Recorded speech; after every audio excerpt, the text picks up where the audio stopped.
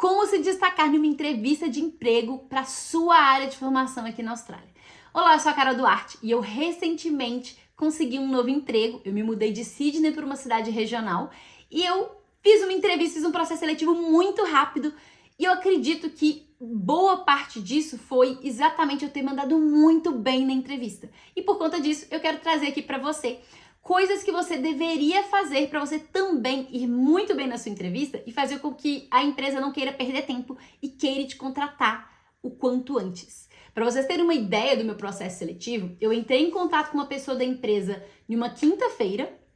Quando foi na segunda-feira eu fiz minha aplicação, enviei meu currículo. Na terça eu fiz uma entrevista com o gerente de projetos.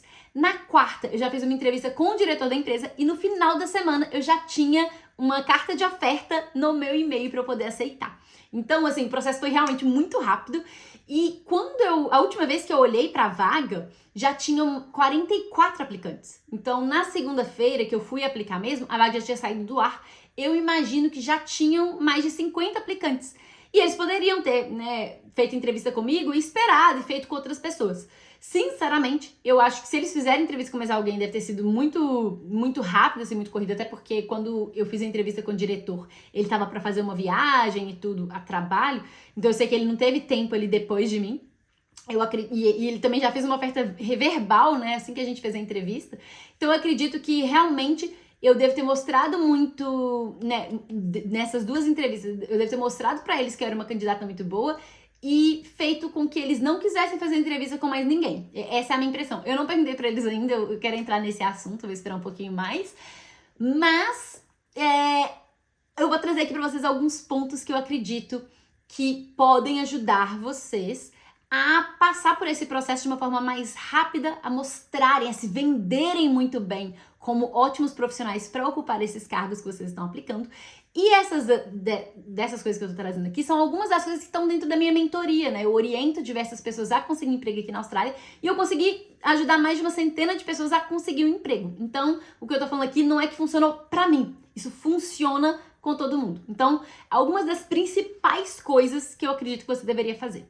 Primeira coisa é entender como é que funciona o mercado da Austrália e do Brasil para você entender o que faz sentido como candidato. Vou explicar.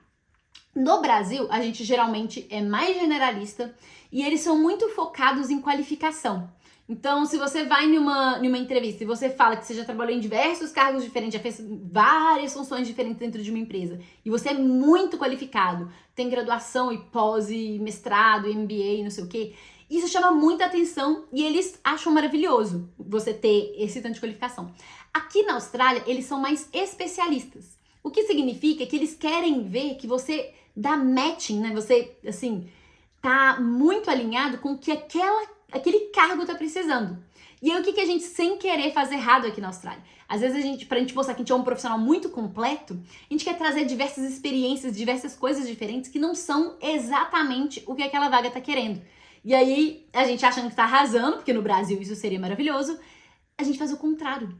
Parece que a gente sabe de tudo e não é bom em nada. Então, esse é um dos cuidados que você tem que ter na hora de analisar o mercado, que é entender o que seria o candidato ideal para cada mercado. E aí, uma das coisas que entra nisso aqui também é ter a expectativa salarial.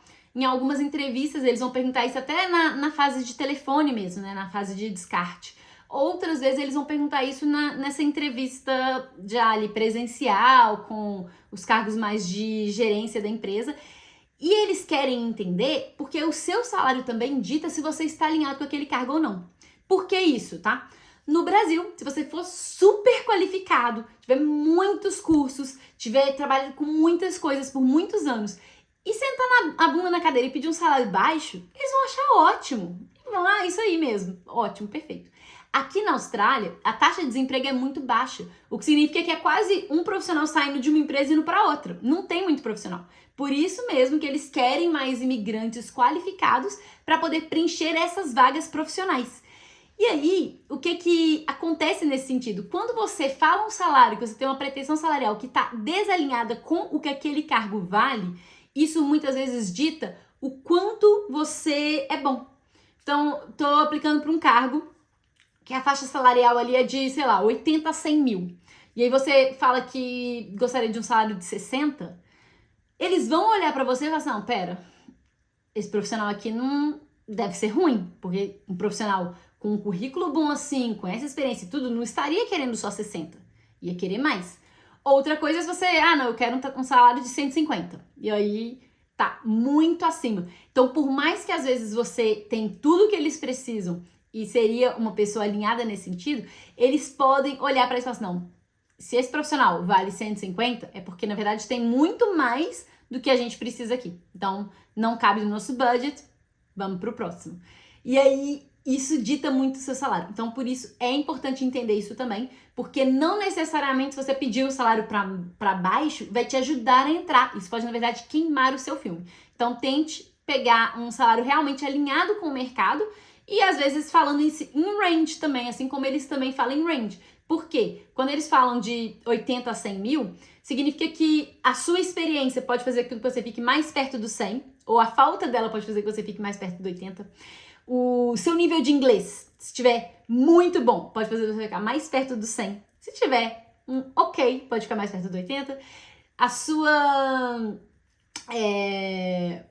Suas qualificações, a sua experiência, tudo isso vai contar e vai fazer com que você fique mais pro lado de cá ou mais pro lado de cá. Então, quando você fala em range, eu tô esperando entre isso e aquilo, também fica mais fácil de sem querer bater.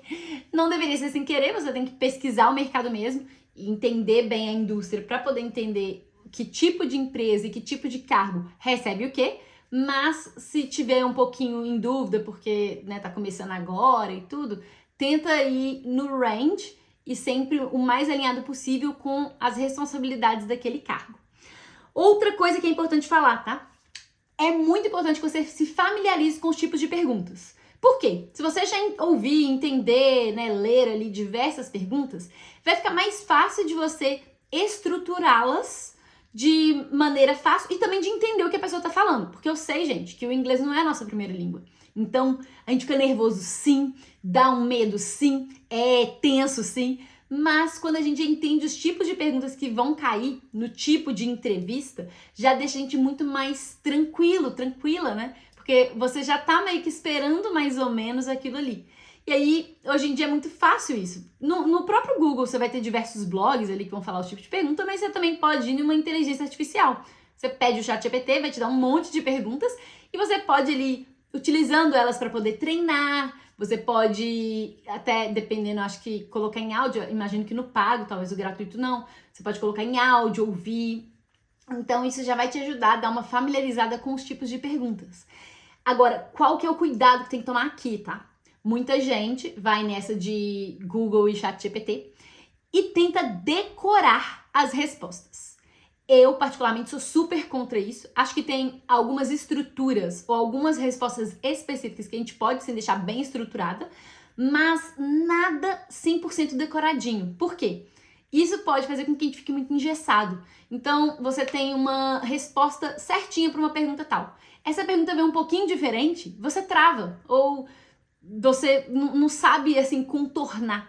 Então, estude as perguntas, escreva se precisar. Às vezes escrever faz a gente orientar mais a nossa resposta, mas não fique engessado ou engessada em uma resposta. O que eu sempre falo para os meus mentorados? Não é para você falar a resposta ideal que o Google, o ChatGPT vai te dar. Você tem que sempre pensar no tipo de empresa. Então, você tem que responder pensando no que aquela empresa precisaria. Ah, Carol, mas, eu vi aqui que tem que falar desse jeito. Mas esse jeito, para uma empresa pequena ou uma empresa muito grande, vai mudar todo o contexto. Vou dar um exemplo. Onde você se vê daqui 5 anos? Uma pergunta como essa, em uma empresa muito pequenininha, se você falar que você quer crescer e fazer isso, aquilo, eles vão assim, aqui não tem espaço. Às vezes eles não estão com essa intenção de crescer essa empresa pequenininha para uma empresa média. E aí, se você falar que quer ir para um cargo X e Y, às vezes isso não vai existir ali e você já vai passar a ser um candidato desinteressante. Enquanto, se você estiver fazendo uma entrevista numa empresa grande e você mostrar que em 5 anos você quer crescer de tal forma, se aquilo fizer sentido no crescimento profissional de uma pessoa em 5 anos, vai ser maravilhoso para eles. Então, Você tem que pensar com a cabeça da empresa, porque no final das contas, gente, a entrevista não é o lugar de você ser o sincero ou a sincera, é o lugar de você performar, se vender. Então tem algumas coisas que às vezes, por mais que não seja a sua verdade ali, você vai ter que falar para mais ou omitir. E isso vai mudar toda a dinâmica, a perspectiva deles em relação a você. Vou dar um exemplo desse caso meu, tá? Eu já trabalhava na minha área aqui. Quem já me segue há algum tempo sabe que eu tive 4 empregos na minha área, ainda no visto de estudante, 2 casuais e 2 em contrato de trabalho. E aí, tirando esses casuais, foram curtos e tudo. Depois que eu tive esses 2 de contrato, um foi acho que 9 meses, depois eu fiquei no outro por mais de 4 anos. Depois eu mudei para uma outra empresa, tive um outro trabalho que foi quase 2 anos, e aí eu mudei agora de cidade, por isso eu fiz essa outra entrevista e tô nesse outro trabalho aqui. E aí, essas 3 empresas anteriores foram sempre empresas na área de construção. O que isso significa? Eu fazia o prédio assim do basement, esqueci como é que fala em português, pra cima, tipo do térreo ali pra cima. E aí, eu não trabalhei com a parte de infraestrutura, que é a parte desse último emprego meu. Não sei nada disso. Estudei na faculdade, obviamente. Me formei tem 7 anos. Eu me formei e vim pra Austrália, né? Então, não lembro nem em português como é que as coisas são. Obviamente que à medida que você vai vendo as coisas, você tem alguns flashes assim, né? Mas não é o meu forte. E é uma empresa dessa área, é de área de infraestrutura. Então, apesar de eu ter trabalhado na minha área aqui na Austrália, eu não fiz absolutamente nada dentro da indústria que eu tô trabalhando agora. E aí, quando eu fui pra entrevista, eu poderia ter pensado assim, poxa, eles querem uma pessoa, um engenheiro civil, que saiba de engenharia civil, que tenha experiência em engenharia civil. Já era. Não é uma vaga pra mim. Porque o principal, que é o que você vai fazer no dia a dia, eu não tenho.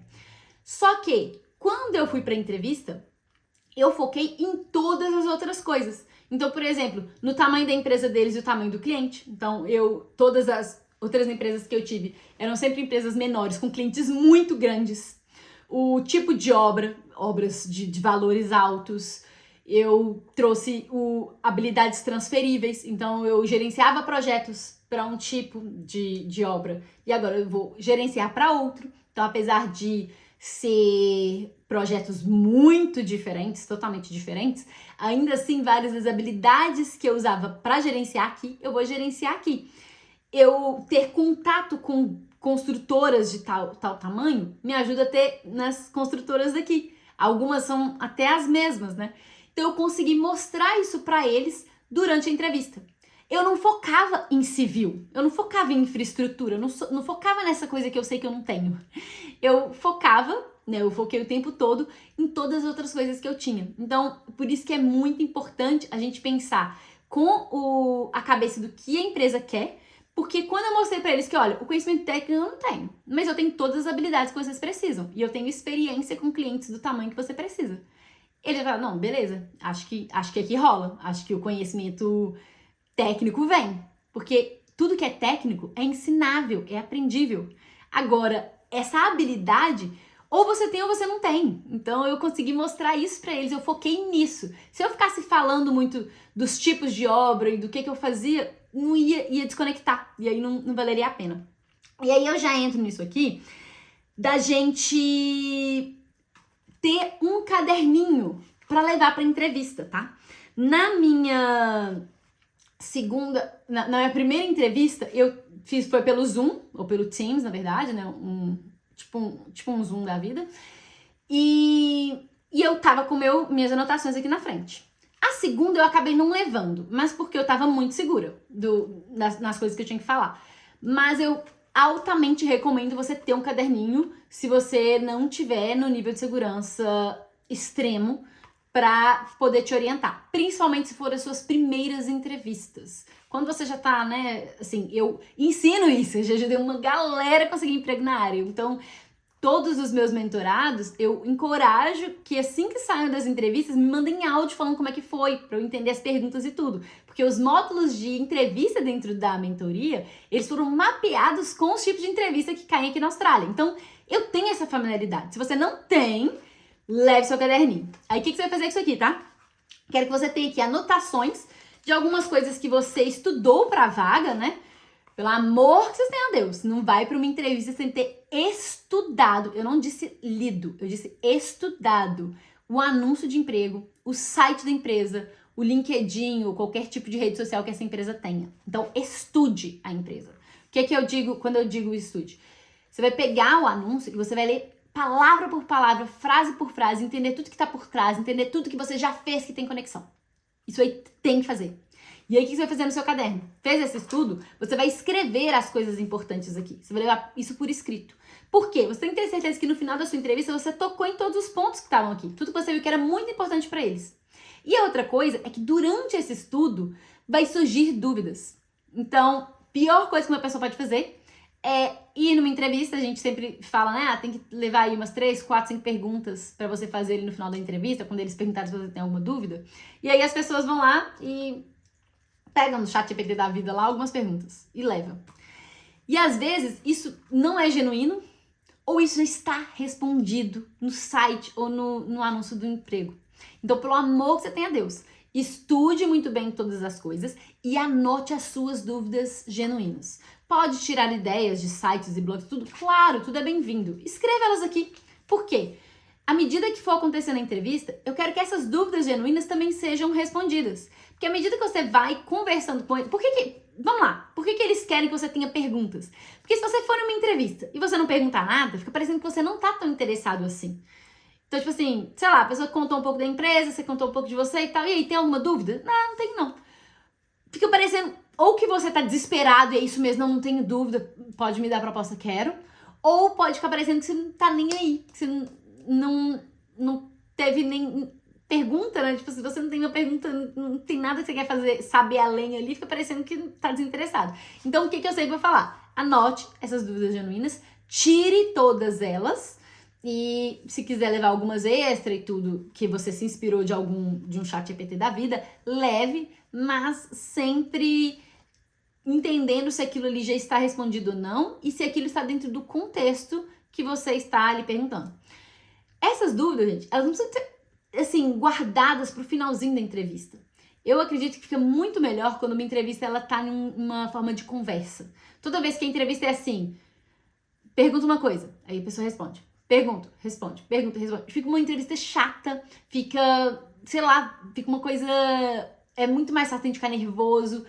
Então, quando você tiver uma dúvida, por exemplo, a pessoa te perguntou uma coisa, você respondeu ali. E nessa resposta, isso tem a ver com uma dúvida genuína, você pode jogar aquilo ali. Ou você tem uma coisa que você viu no site da empresa e que você, né, explicou ali a sua situação, né, respondeu aquela pergunta. E você quer falar, inclusive eu vi isso aqui, tal, é assim, né? Você pode trazer essas perguntas de confirmação também, que vai fazer com que a pessoa, em vez de voltar agora com uma dúvida, às vezes ela vai complementar aquela informação que você trouxe. Isso mostra também que você teve interesse na empresa, que você leu o site, que você leu o anúncio da empresa de forma detalhada e que você está realmente interessado ou interessada. E esse interesse conta muito para a contratação.